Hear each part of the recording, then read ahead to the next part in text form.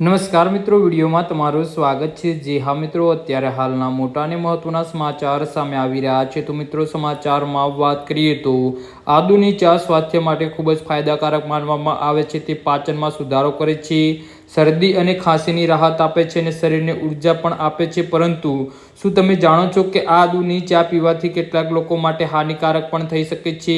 ચાલો એવા લોકો વિશે જાણીએ જેમને આદુની ચા પીવાનું ટાળવું જોઈએ। જો તમે દિવસમાં ઘણી વખત ચા પીતા હોવ અને ચામાં પણ વધુ આદુનો ઉપયોગ કરો છો તો તે પેટમાં ગેસ, એસિડિટી અને ખીચાણનું કારણ બની શકે છે।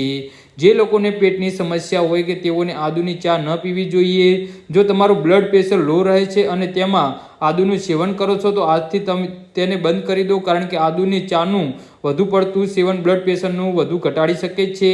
આદુ કુદરતી રીતે લોહીને પાતળું કરવાનું કામ કરે છે અને આવી સ્થિતિમાં જે લોકો લોહી પહેલાથી જ પાતળું હોય છે તેમને આદુની ચા પીવાથી નુકસાન થઈ શકે છે।